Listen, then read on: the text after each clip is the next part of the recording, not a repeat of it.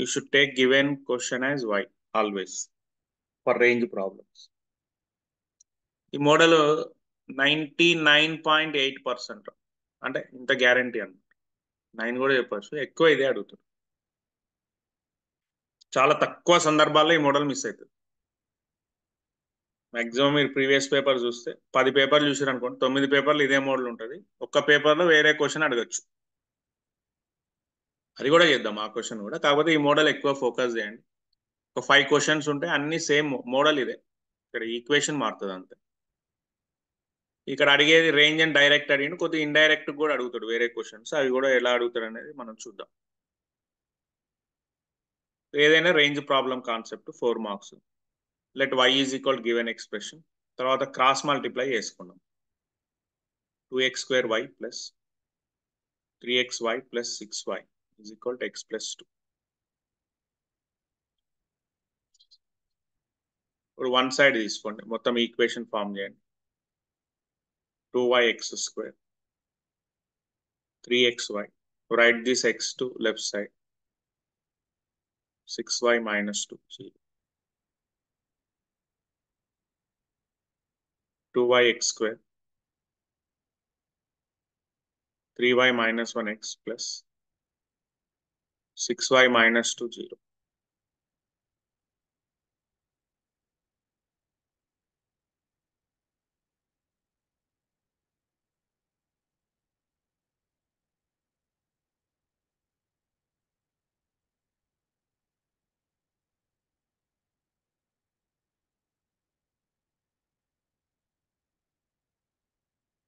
ఓకేనా?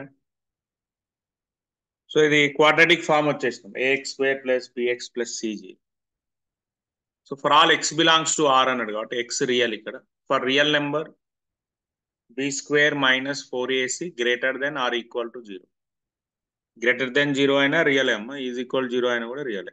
కాబట్టి greater than or equal 0 తీసుకోవాలి రియల్కి, జనరలైజ్ చేసేటప్పుడు. Okay, particular real and distinct real equal అయితే ఓన్లీ గ్రేటర్, లేకపోతే ఓన్లీ ఈజ్ ఈక్వల్. ఇక్కడ జనరలైజ్ అనమాట. రియల్ అన్నాడు కాబట్టి you should take b² minus 4ac greater than or equal to 0. అర్థమైనా clear?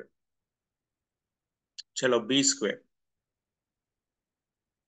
3y minus 1 whole square minus 4a 2y c 6y minus 2. Okay, ఇది ఇప్పుడు మీరు నీట్గా ఎక్స్పాండ్ చేసుకోండి. 9y² minus 6y plus 1 minus 48y² 16y. ఓకేనా?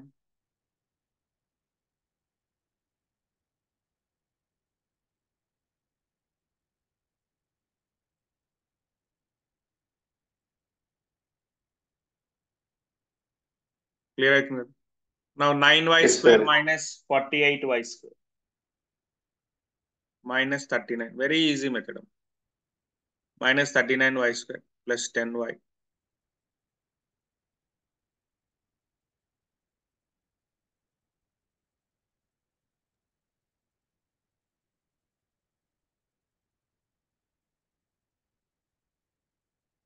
And ఏం చేసాం ఇక్కడ, మైనస్ కామన్ తీసాం.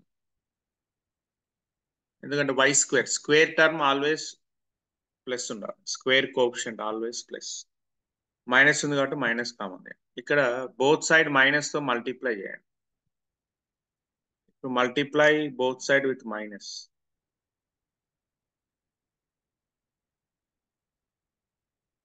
ఇన్ఈక్వాలిటీ చేంజ్ అవుతుంది, ఈ స్టెప్ ఇంపార్టెంట్. ఓకేనా? y² కోఎఫిషియంట్ మైనస్ ఉండద్దు, మైనస్ ఉంటే మైనస్ కామన్ చేయండి, తర్వాత మైనస్ తోటి మల్టిప్లై. ఇన్ఈక్వాలిటీ ఎప్పుడైనా మైనస్ సైన్ తోటి బోత్ సైడ్ మల్టిప్లై చేస్తే చేంజ్ అవుతుంది. అంటే first greater than or equal to ఉంటే ఇప్పుడు ఏమేమి చెప్పండి, లెస్ దెన్ ఆర్ ఈక్వల్ 0. ఇది ఒకటి మెయిన్ స్టెప్. ఇక్కడ స్టార్ అంటే మైనస్ ఉంటే చేంజ్ అవుతుంది అంతే కదా సార్? మైనస్ తో మల్టిప్లై చేస్తే ఫస్ట్ మైనస్ కామన్ తీయండి. y² నెగిటివ్ ఉంది కాబట్టి మైనస్ కామన్ తీసి ప్లస్ చేసినాం. ఇప్పుడు ఈక్వేషన్ మొత్తం బోత్ సైడ్ మైనస్ తో మల్టిప్లై చేస్తాం, greater than less than. In case less than ఉంది అనుకోండి, మైనస్ తో మల్టిప్లై చేస్తే both side less than greater than అవుతుంది. అది కాన్సెప్ట్. ఇక్కడ మామూలు ఇంకా ఫ్యాక్టరైజేషన్ చేయండి. 1 into 39, 13 into 3m. 13 into 3, 39 minus 13y plus 3y less than or equal to 0. Next, 13 common,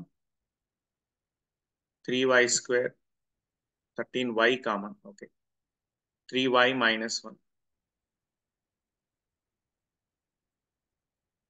From first two terms, take 13y common, 3y minus 1. Next two terms, minus common. Okay, 3y minus 1 as is ఉంది కదా, plus 1 as it is తీసుకోండి. Plus 1 into 3y minus 1 less than or equal to 0. Factorization all you know that. So ఇప్పుడు you can write it as 3y minus 1 into 13y plus 1. The basic step. How to factorize quadratic. So ఇప్పుడు 3y minus 1 into 13y plus 1 less than or equal 0. First one is equal 0 అయితే y ఏమవుతుంది? 1/3. Second one is equal 0, y is minus 1/13. Okay. So you should write y belongs to. Whenever you get less than or equal to, you put belongs to sign. Okay. Less than or equal 0 కి belongs to sign తీసుకోండి. ఇక్కడ range రాస్తున్నాం మనం. First ఎప్పుడైనా lower small value తీసుకోవాలి. Small to big, lower to upper వెళ్తుంది. Okay. Now range, now final గా ఏంటి, ఇదే range. Range is equal to what is your answer? Closed interval. Closed interval general equal to sign ఉంటుంది మనకి.